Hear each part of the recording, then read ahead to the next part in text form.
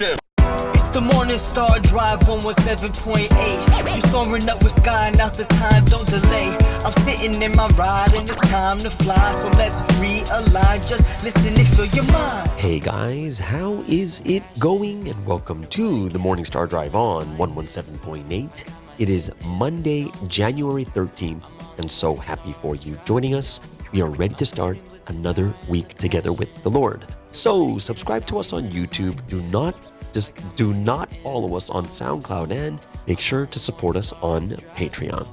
So today we have an amazing and awesome GGG testimony from Sam Reimer over here in New York. You guys are going to really love this testimony. That's going to be the whole podcast today. It's really good. I hope you guys will really enjoy this. And if you have any, if you haven't yet, go ahead, leave a like and comment for today's podcast. I'm sure many of you will be listening to this and sharing this with other people too. And if you have any questions, make sure to send it, because I do believe we will start Q&A Thursday this week. We will, I believe. So it should be, get your questions ready. Would love to hear from them too. It's a great start to 2025 with giving glory to God through testimonies on this channel. And we got a banger on this one. It is awesome. So hope you guys will really, really enjoy this. It's Monday, guys. I hope you guys have enjoyed your weekend, and I hope you guys have enjoyed giving glory to God each and every day. It is the 13th, so there's only 3 more days left of giving glory to God. And today, I wasn't even expecting this. Right now, I am in New York City, and I have been here on tour and meeting a ton of people and just having good conversations and talks. But today I was inspired. I was just spending some time with the family here. And I've known them forever, and even the mother Ingrid, known her even before she was married and had kids. And now Sam is the eldest son, and he's 22, I believe. So it's pretty incredible, like how much her kids have grown. Which means I've known her for more than 22 years. I've probably known her for about 25 years, right? But I was feeling a little bit sick, so I was like, not sure what I wanted to do. And then just at this moment, I was like, hey, let's do an interview. And those guys don't know Sam.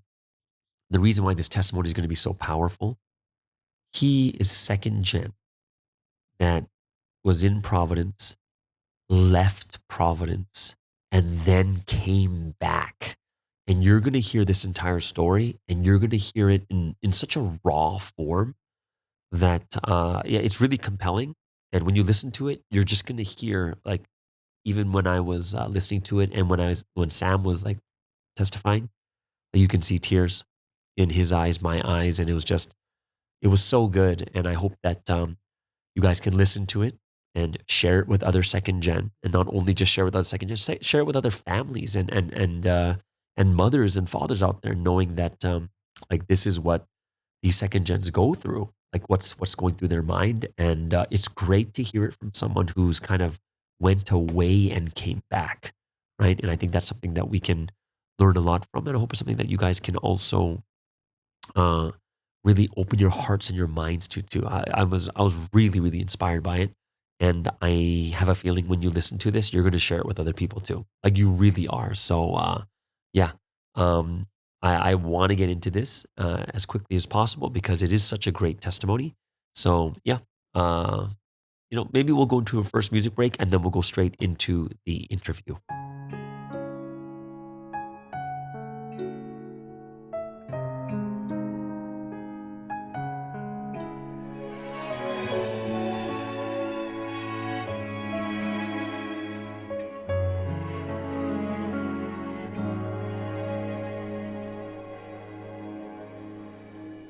Sincerely I pray, please forgive all my sins.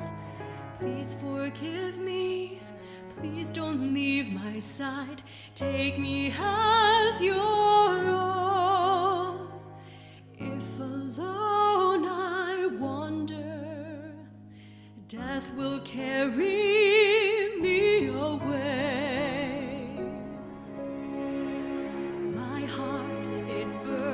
Anxiously, won't you, Lord, wash my sins away? Lord, if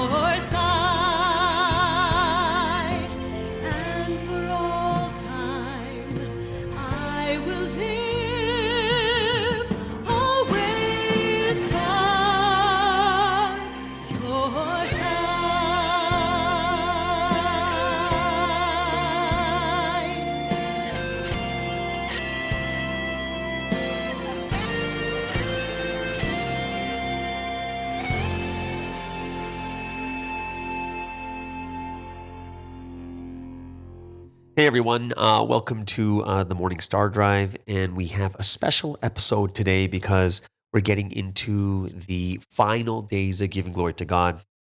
Fortunate enough to be in New York at this moment and spending some time with Sam Reimer. He is a second gen here in New York. I think I've known you. When did I first meet you? A very long time ago. I have photos of us together. You were picking me up and throwing me around as a kid in this house. So, a very long time ago. Like maybe when I was 12? You're 12. That means like 10 years ago. I think it was younger than that. It must have been because when I saw some of the pictures too, you were like a kid, right? Because I've known your parents even before, both of your parents before they were married, right?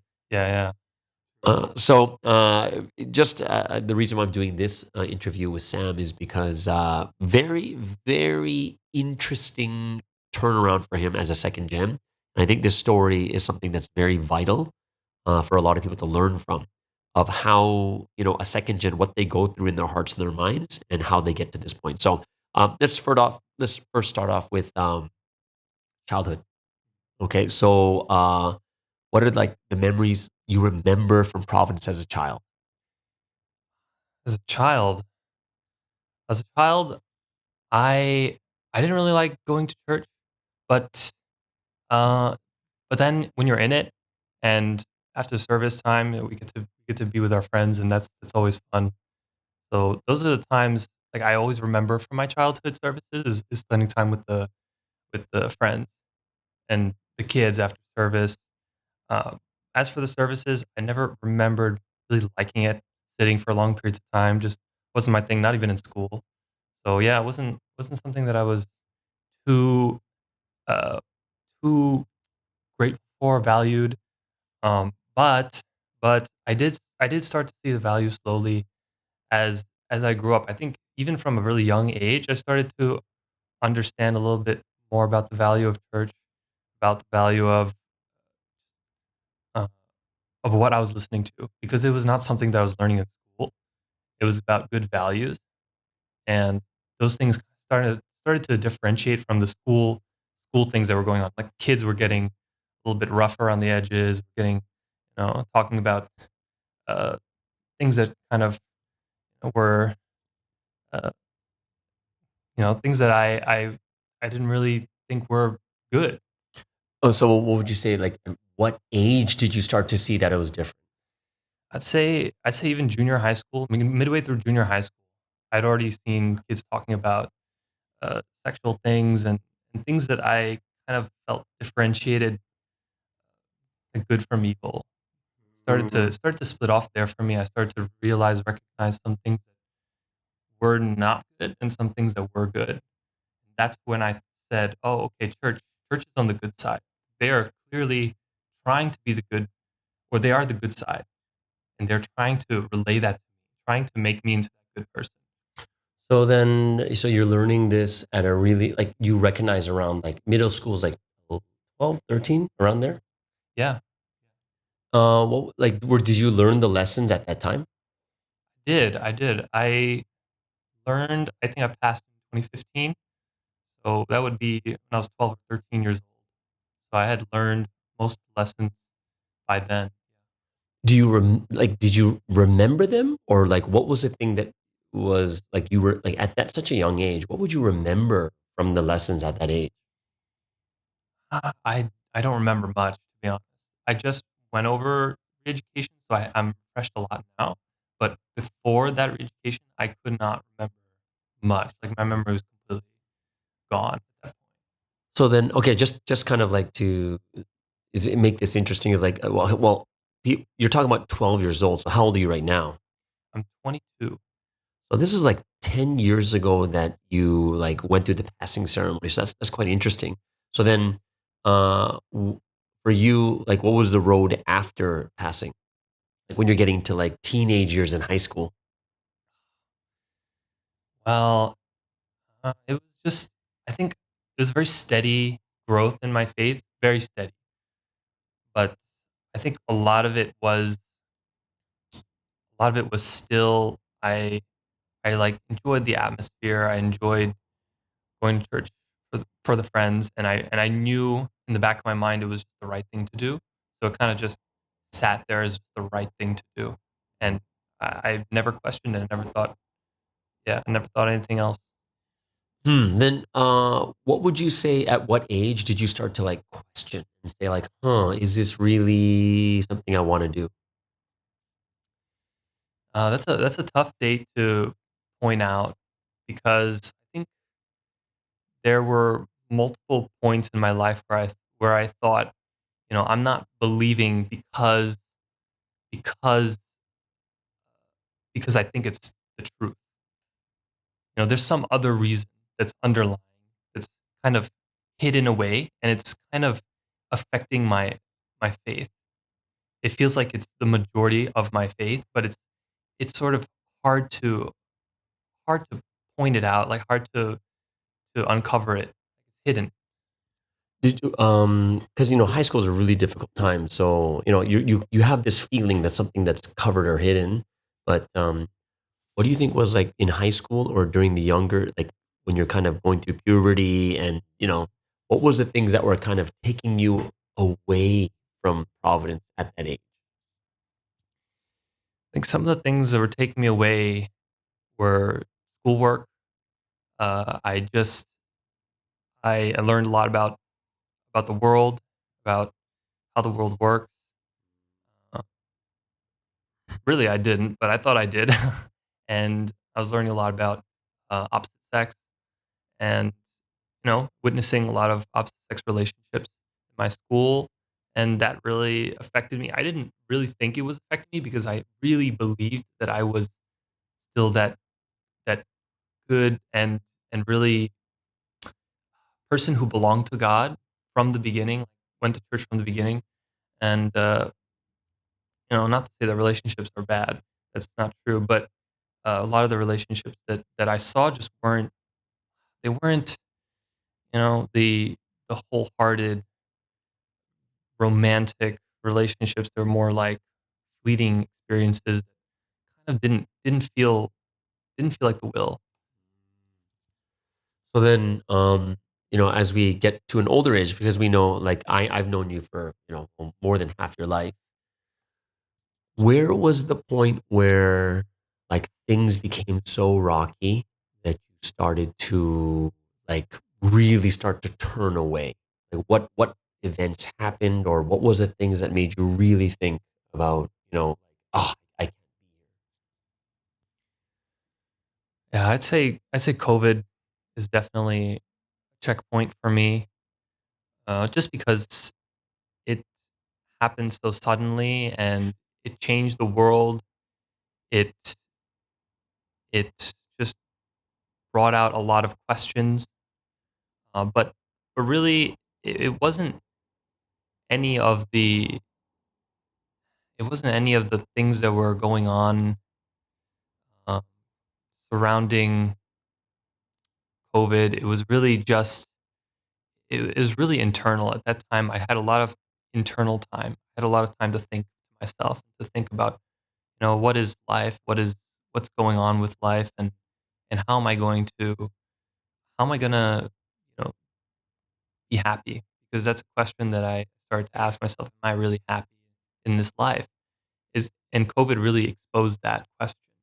It really exposed the question of am I really supporting myself? Is church some place that is supporting me and supporting my happiness, somewhere where I can really find myself living for the rest of my life, and really believing in it. So I think COVID, and then just I think a few years ago, 2 years ago, I be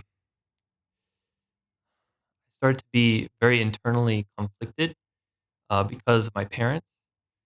Uh, it's, it started with my parents too because there was conflict on either side, and there was a difference in the level of faith, and one side wanted me to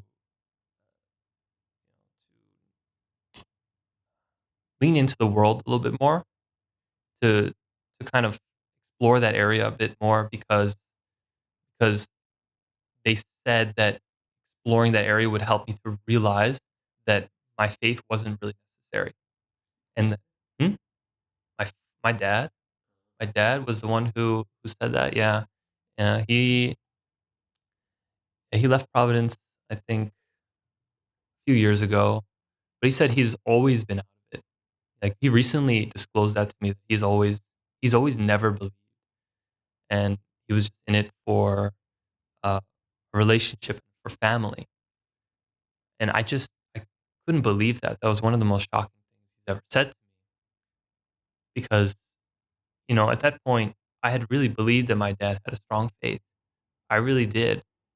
And to hear that, he's saying it was all a lie, just totally made me lose faith in people and made me question, are people really what they seem? Are people who are believing really, are they really believing? Do they really have solid faith, or are they believing because of some other hidden reason that I can't figure out? And then I started to ask myself that same question. Am I believing because I really believe? Am I believing for the right reasons? And then when it came to me, that's when it was really tough. That's when I started really doubting myself. It was really doubting myself. I just couldn't believe that I had the right faith. And ultimately, 2 years ago, leading up to the end of last year, the end of year before last year, so 2023, I I kind of gave myself a really scary ultimatum. Told myself, if I can't figure it out, if I can't figure out if I have the real faith, the real deal, if I can't say I have it, and if I can't find it, then I have to step out. I have to step out because it's the right thing to do. So here you are giving yourself an ultimatum. And so this, you said it's coming up to 2023. So then were you able to say that you really, really had faith, or what happened? I couldn't say. I couldn't say that I had the right faith. And I came to the decision that I did not. I really didn't believe in the way in the way I wanted to. And I wanted to believe. I really did. It's it's beautiful to believe in a world that you can go to after death, and it's all wonderful there, and the people are all amazing, and everything is great, sunshine, rainbows, but it requires a certain faith. It requires true belief. And if I were to believe in any if I were to believe in God in any other way than just absolute faith, then it wouldn't be real, and it would bother me. It would not it would destroy, like, my what I my values of being truthful to myself, and to God, to my friends and family. I don't wanna live a lie. I didn't wanna live a lie. I didn't wanna live pretending to be someone that I was not, and I was scared that I was. So then when you knew that you couldn't really say you had that faith, what did you eventually do? When when I realized that I didn't have the faith that I wanted, that I knew was right, I said I was going to step out. Said I was gonna step out and stop going to services. And that was probably the hardest day of my life, to say that to my mom. Uh, it was just really tragic. I instantly regretted it. Instantly regretted it, even just saying it, the words coming out of my mouth. And uh, I, to this day, wish I could take it back. I mean, even as I was confident about my decision, I wish I could take it back and still find some way to not have said it or lie about it. But I I'd spoken to, friends and and people I trusted, in the world, and they all told me I have to tell the truth. And I agree with that. I have to tell the truth. I have to be truthful to what I'm feeling, and what I'm feeling is okay. All these encouraging words about your feelings are correct and your feelings are true, and you can be honest. It's okay to be honest. We're coming out. So that's what ultimately led me to say those things. But even then, like, I just didn't feel comfortable after I said that. After I said I was leaving, I I rushed to my mom, told her, what I really meant was to just take a break, because what I when I was really thinking about it after I'd said it, I suddenly realized, you know, I really should just not go to the extreme, and and keep the door open. Keep the door open, because nothing in this world can ever be certain. And that's another thing I wanted to say. It's a big factor in my decision to really say those extreme words, is certainty. I've always wanted certainty in my life. And my biggest fear of all time is uncertainty. It's uncertainty in my life. And whenever I have uncertainty, I go through a very difficult time. And having uncertainty about faith was the most difficult thing. So, that must have been really tough. But I know that, so after you tell your mom that you want to leave Providence, right? Uh, what'd you do after that? Like when you're not coming to service and stuff, like what was your life like? Well, it was, it felt like I had lost a foundation. Like I'd lost a foundation that was supporting me. And it was that kind of feeling of losing something, a part of me, that made me realize that maybe maybe my faith was there all along. Maybe there was a part of me that really did believe, and I was just confused. I started thinking those thoughts immediately, but I really wanted to try to see what I could do in the world, see what I could do away from church, because I really did feel there were some things that I was being held back. I couldn't I couldn't look for love. I couldn't look uh for really friends. I was very picky with my friends, and and uh and I wanted to know how it was like to have my Sundays and free and to do whatever I wanted, but I quickly realized that there wasn't really much I wanted to do on Sunday. I was just kind of doing nothing. Well, now that, like, but you're free now, kind of. A lot of people after they leave Providence or something like that, they kind of just do, like, they go wild. They start doing the craziest things like drinking, girlfriends, all this stuff. What was it like for you? Yeah, I just didn't do those things. It wasn't me. It wasn't a part of me to do those things. It didn't feel good doing those things, and I did try some of those things. I did try to go to some extremes and to just push myself into that direction, because I thought maybe if I had overcome this this wall that I had been building from my youth, the church has been building with me, and it has and if I had overcome it, then I would, find some happiness, find something I'd want to do in life, and have an epiphany, like, oh, this is what life should be like. This is what happiness is like. Oh, this is what the truth really is. And the people in Providence are just troubled, and they just haven't found it yet. But uh, that really never happened for me, and I still looked up to Providence people more than any other people I've known, just because of their faith, because of their ability to believe in something greater than themselves, was something to me that constantly was coming back, constantly was making me think about what I wanted to be, who I wanted to be moving forward. Did I want to be this new person with these new, doing all these things that other people did, that I felt were wrong, that I felt wasn't a part of me? I really felt like I was meant for church suddenly. It wasn't a feeling that I had known before I had left, but I suddenly realized this is the place. This is a place that is more special to me than I thought.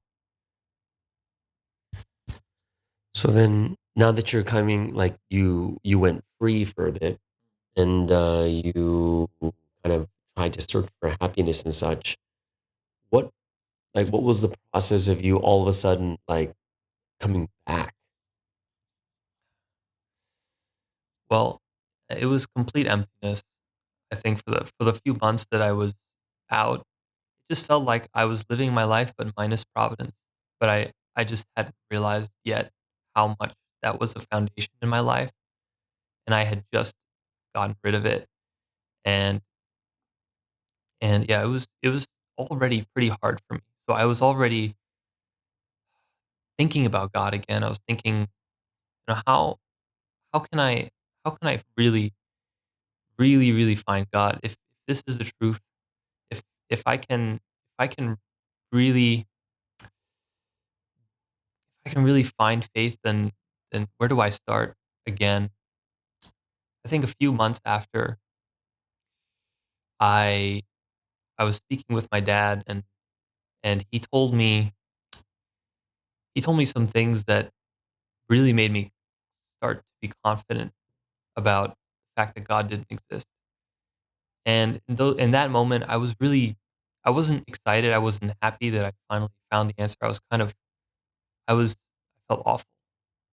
I felt like I felt like not even the best place, you know, for growing up, for making character, for the place I believed had some of the best people in the world, people that were truly striving for goodness, for love, for being together with God and giving their lives up for something better.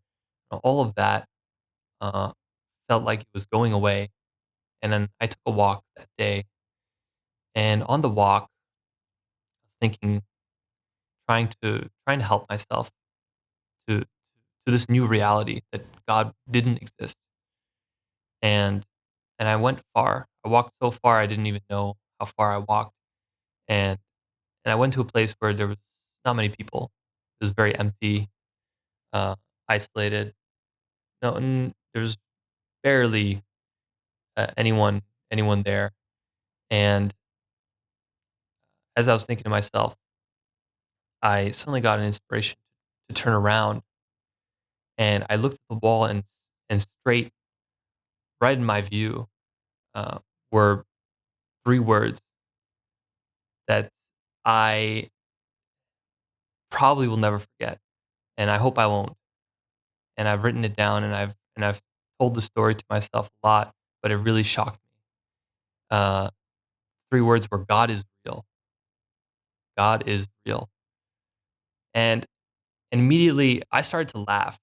I was laughing. I thought, this is exactly how they get you. This is exactly how religions stay alive. And I was trying to be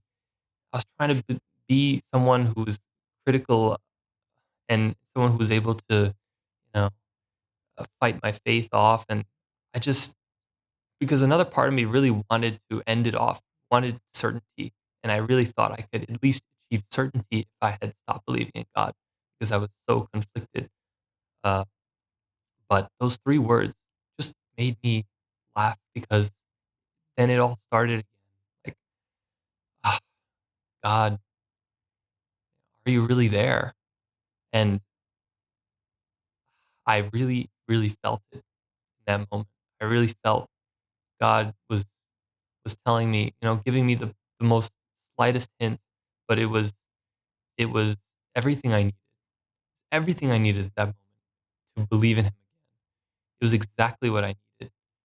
And yeah, that kind of started it.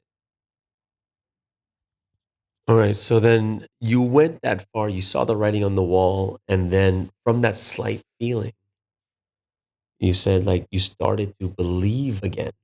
So then after that experience, Like, what was the next things that you did? What was like, what were you doing next?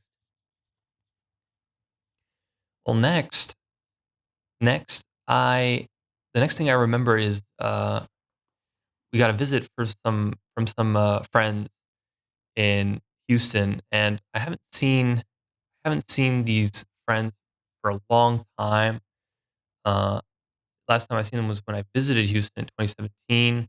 It was Rachel and her mom visited from Houston, and it was interesting timing because they were supposed to come in November, but their trip was delayed until after winter. So yeah, they came in March, and I started to speak a lot with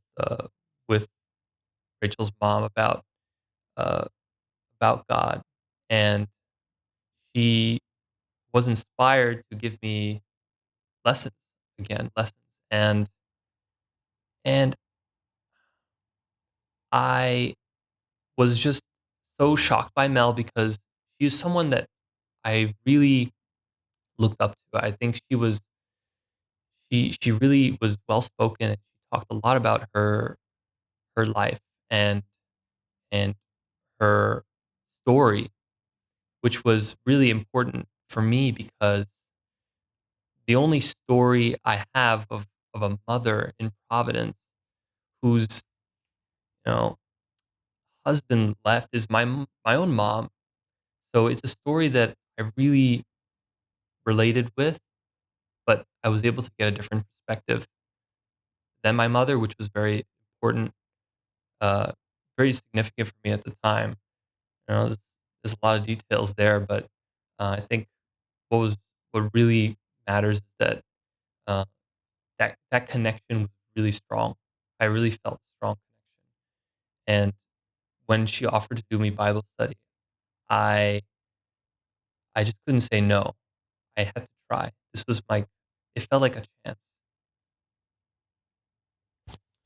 So it's almost like you were able to find someone in a very similar situation. It's almost like God put the perfect person to kind of help you realize or to learn deeply again.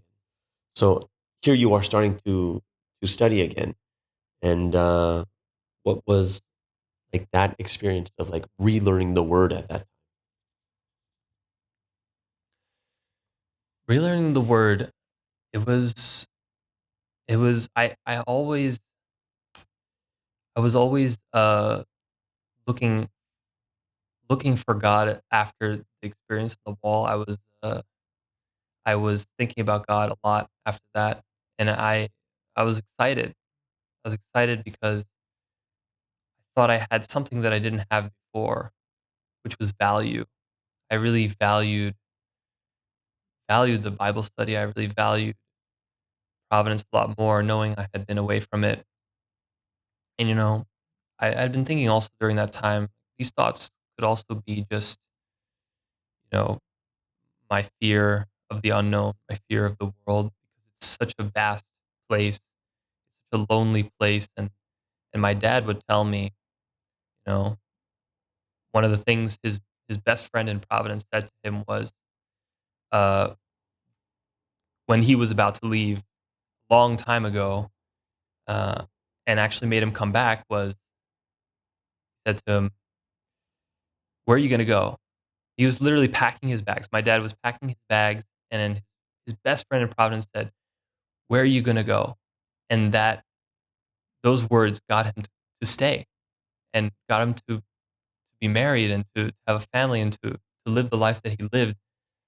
So it was really shocking to me because I actually got those same exact words from my best friend in Providence.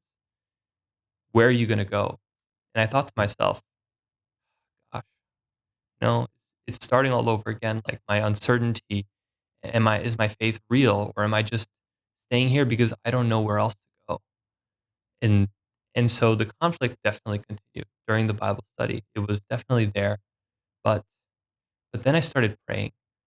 Then I started really praying, and prayer was, I think, what changed my faith forever. It really changed the whole the whole picture of providence for me.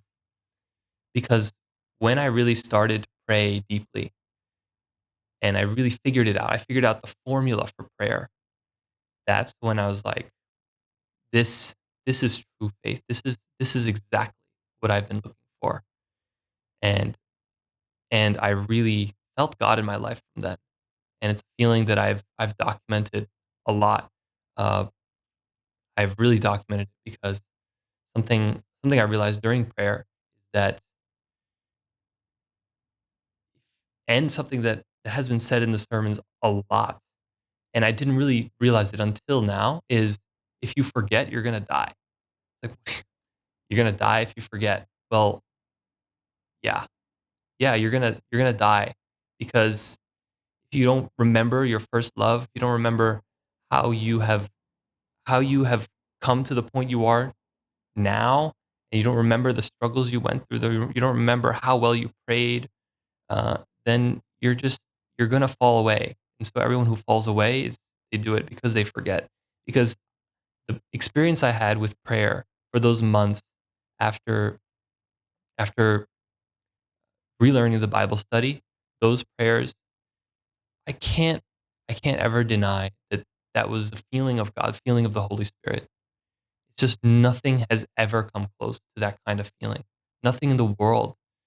And I know I can forget it, but I know I also can keep doing it. So it's a really a matter of continuing that formula, making sure I'm always reminding myself of it.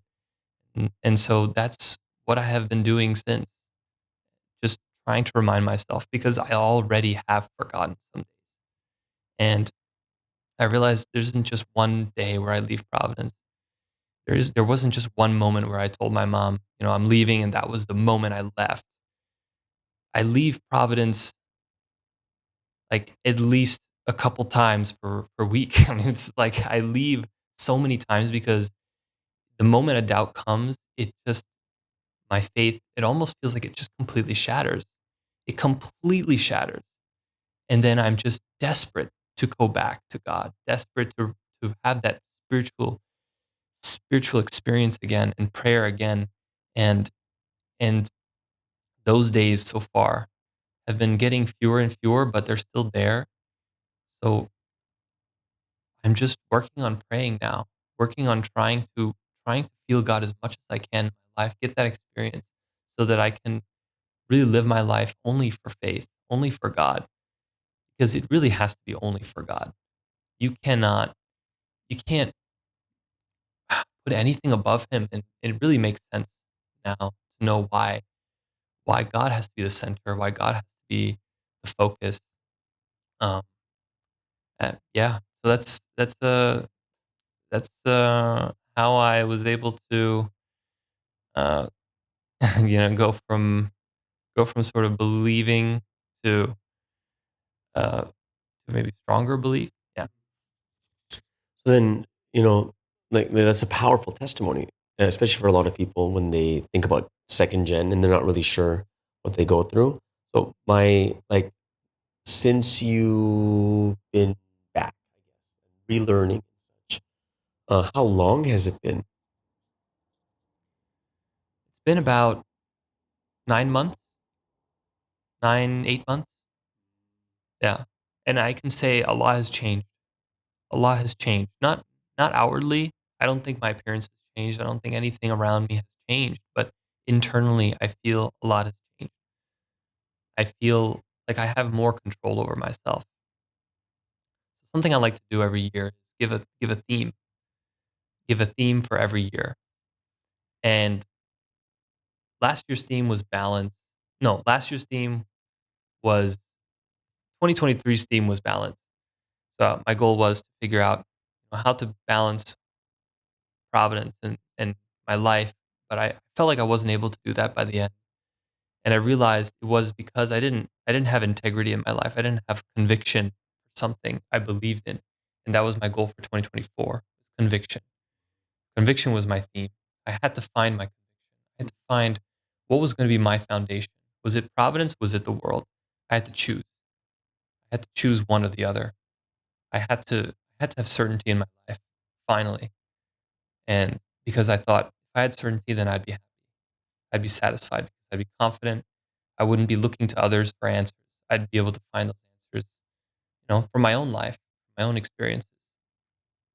But uh, I just felt anything but certain. First few months of 2024 was pretty rough, but then then I did start to feel certain. But then still, there were those days where I just felt like it dropped for me, and then I really started to question: Am I really?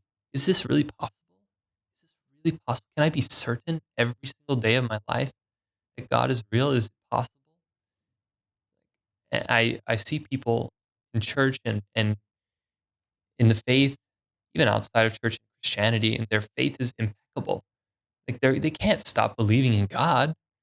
They can't not believe in Jesus. They can't question. Why can't I have that? Why am I so? Why do I think so much? And and I just yeah, I think too much. Mm, uh, but now I realize it's not about just having complete conviction. It's also about having an independence from other people. Another thing I realized too is that I have been thinking too much about others, thinking too much about others' faith, other people's faith. How can I be like that person? How can I be like this person who's so great, who has 100% faith? How can I be like them? And I realized, no, that's wrong. That's wrong. I shouldn't be that way. That's harming me. That's what's been harming me. Because if I look to someone else, then I'm never going to figure out what's going to make me happy. So this year, well, at the end of last year, I realized, okay, now I have to fix this. So now that I know how to pray, now that I know how to find God, even if it's, every other day, even if it's 5 times a week, you know, even if I can have that faith, okay, what's the next step now? The next step is independence. The next step is independence from from others, from other people. And it kind of makes sense because I graduated too. So I have to be independent physically, but also mentally. I need to be independent. I need to be independent from what people think of me. I need to be independent of what I think people will think of me. And I need to be my own person and I need to figure out my own faith. So what does that mean? And and I think I know what it means now. It just means respect your path. Respect respect the path that you're taking. No one's perfect. No one's going to be perfect. But as long as you believe you're on the right path, that's what matters. And that was a really tough thing for me to accept because that doesn't sound very certain to me. Uh, you know, but respecting my path will allow me to be the person I want to be and really finally enjoy my faith instead of just criticizing it. I'm tired of criticizing my faith. I'm tired of criticizing myself, tired of questioning myself. And I want to just be happy in my faith. I want to finally just live happily with God. Uh, and this and on the days that I doubt, I want to just be able to figure it out and not have to worry about being like that best believer. I don't know if that made any sense, but that's a lot of my feelings, just raw thoughts. Right. So I think that's just really awesome. The way you put it really made sense.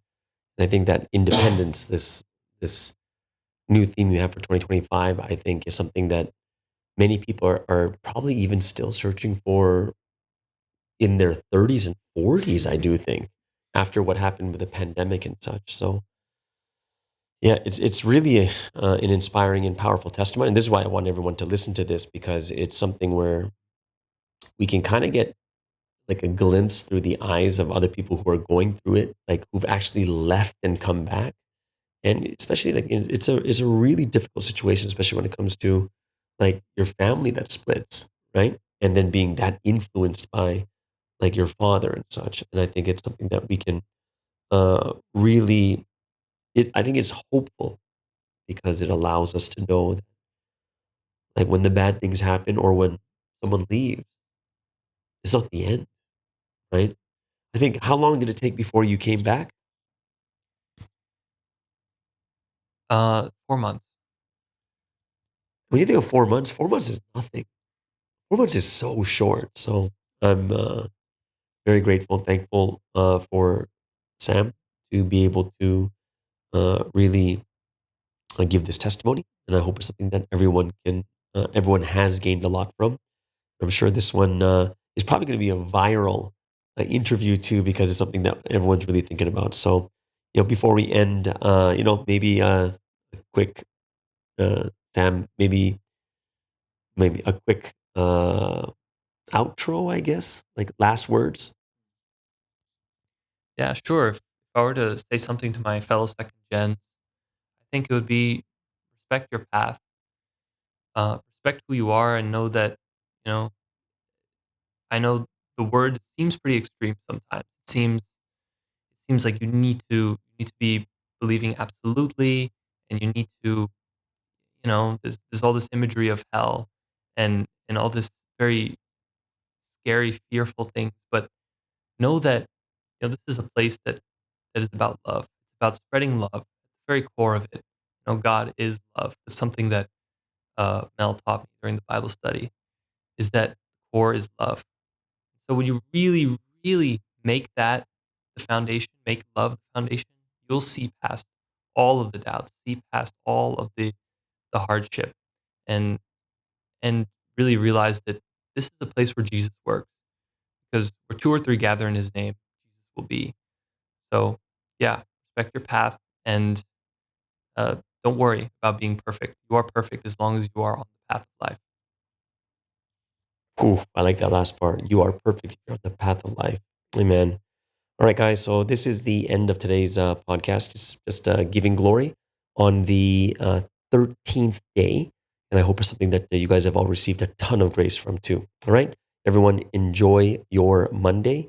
And we'll see you guys again tomorrow on the Morning Star Drive on 117.8. It's the Morning Star Drive 117.8. You soaring up with sky, now's the time, don't delay. I'm sitting in my ride and it's time to fly. So let's realign, just listen and fill your mind. I'm burning with desire and the passion. Nobody can stop me when I'm like this. I got my head in the zone, I'm on the